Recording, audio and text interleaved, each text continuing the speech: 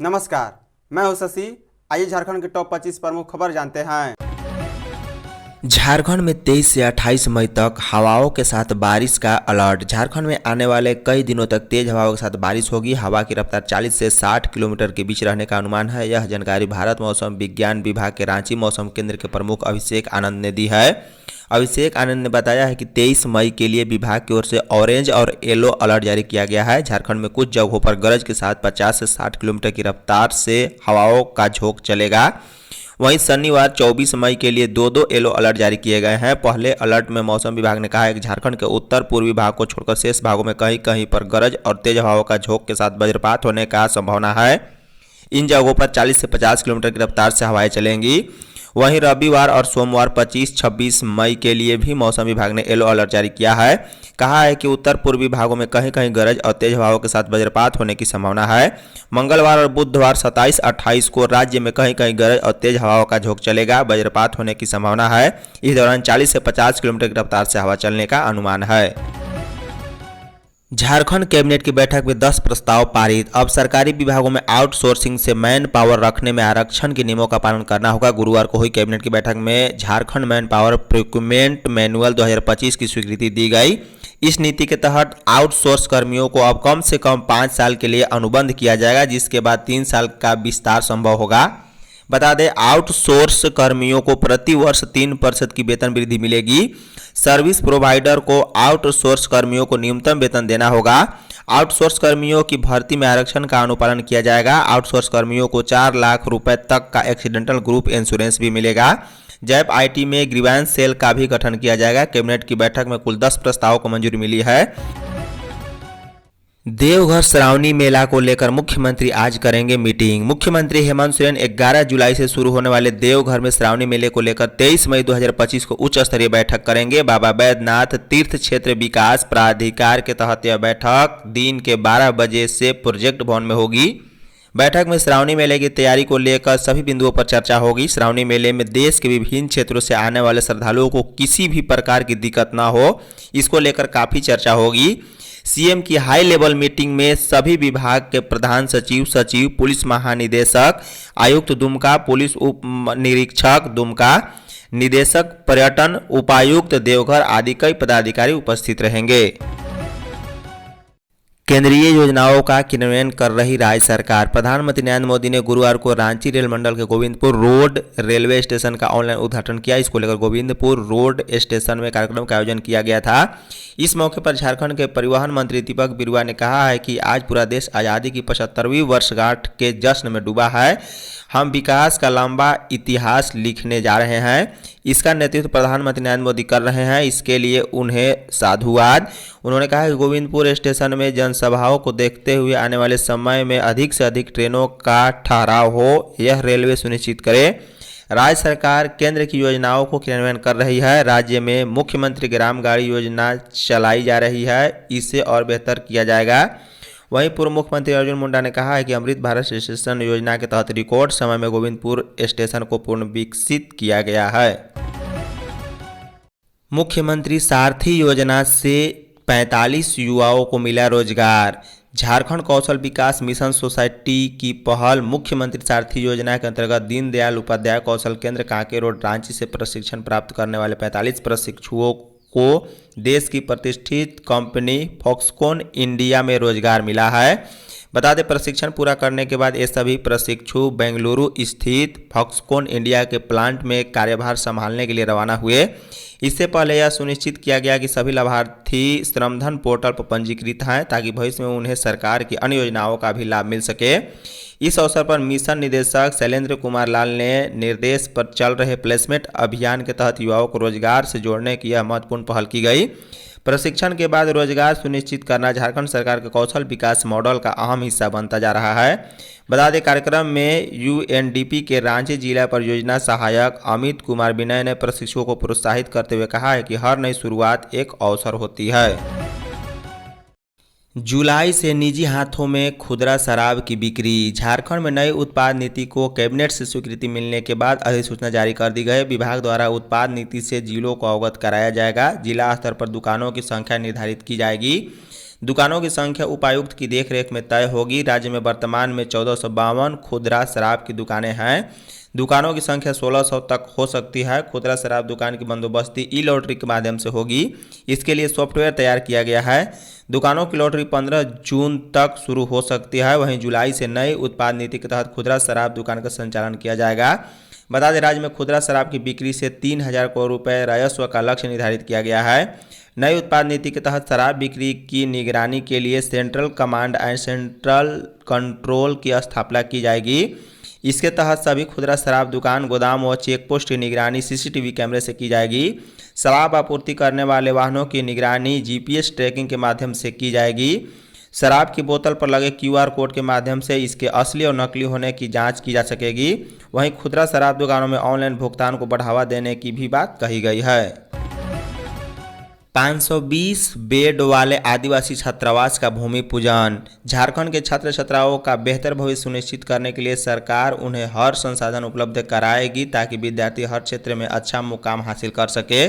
मुख्यमंत्री हेमंत सोरेन ने गुरुवार 22 मई को रांची के करमटोली स्थित आदिवासी कॉलेज छात्रावास परिसर में 520 बेड वाले अनुसूचित जनजाति बहुमंजिली छात्रावास निर्माण के भूमि पूजन कार्यक्रम को संबोधित करते हुए बातें कही।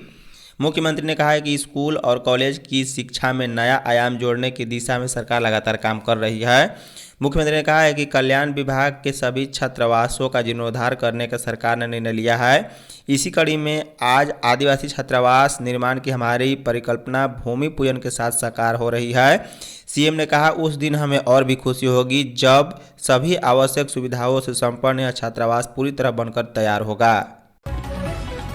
शिक्षकों के लिए 50 घंटे का प्रशिक्षण अनिवार्य। नई शिक्षा नीति 2020 लागू होने के बाद शिक्षकों की जिम्मेदारी और जवाबदेही दोनों बढ़ी हुई है। प्रत्येक चालू सत्र में सभी शिक्षकों के लिए 50 घंटे का प्रशिक्षण अनिवार्य किया गया है।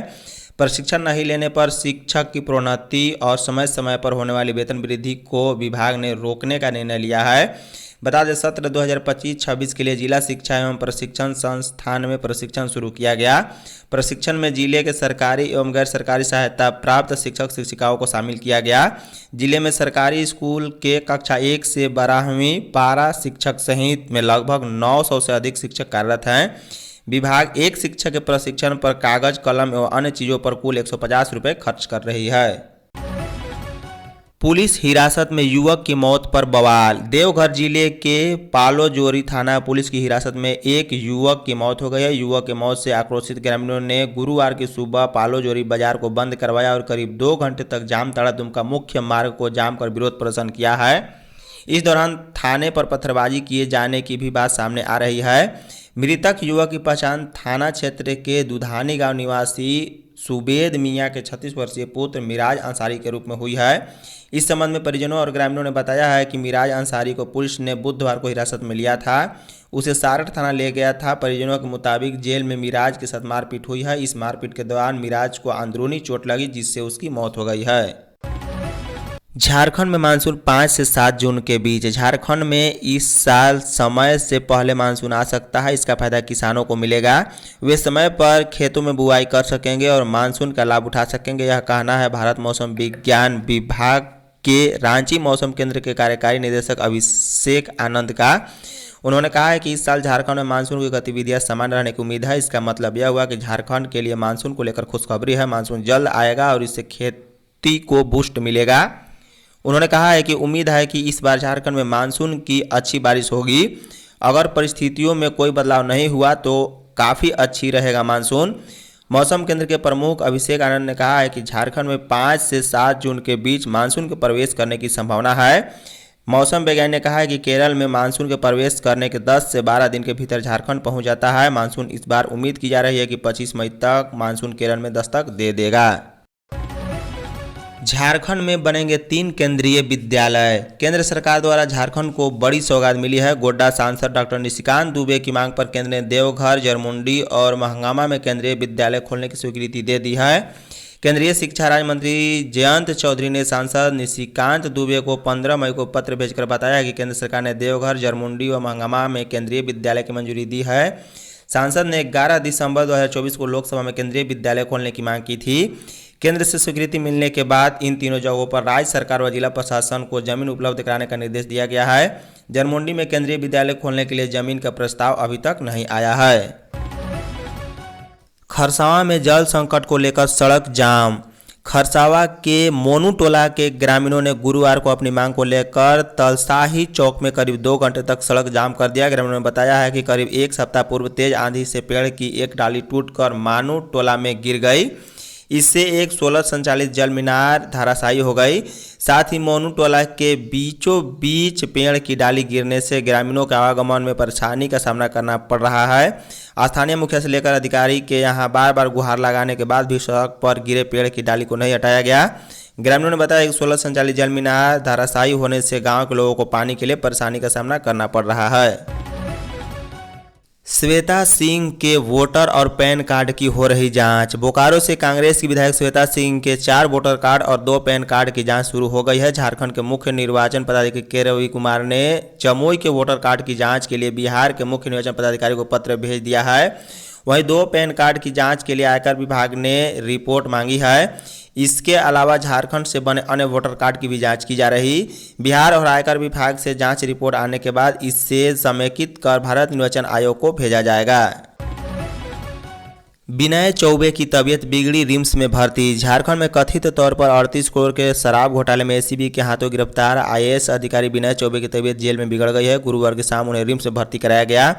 उच्च रक्तचाप व गुर्दा संबंधी परेशानी के बाद उन्हें रिम्स में भर्ती कराया गया। विनय चौबे को मेडिसिन विभाग के चिकित्सक डॉक्टर ऋषि तुहिन गुड़िया की देखरेख में पेइंग वार्ड में भर्ती कराया गया। गुरुवार को शुरुआती जांच की गई, शुक्रवार को भी जांच होगी। बता दें, शराब घोटाले से जुड़े मामले में गिरफ्तार Jharkhand state beverage corporation limited के वर्तमान जीएम फाइनेंस सुधीर कुमार दास, पूर्व महाप्रबंधक ऑपरेशन सह फाइनेंस सुधीर कुमार और प्लेसमेंट एजेंसी का स्थानीय प्रतिनिधि नीरज सिंह को गुरुवार को एसीबी के विशेष न्यायाधीश योगेंद्र कुमार की सिंह की अदालत में पेश किया गया।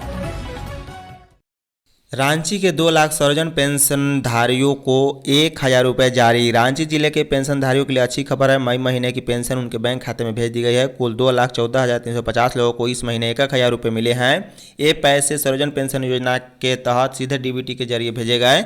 इस योजना में अलग अलग श्रेणियों के लाभुक शामिल हैं। इनमें मुख्यमंत्री राज्य वृद्धावस्था पेंशन योजना के तहत 1,66,180 बुजुर्ग और मुख्यमंत्री राज्य निराश्रित महिला सम्मान पेंशन योजना के तहत 47,424 महिलाएं शामिल हैं। धन्यवाद।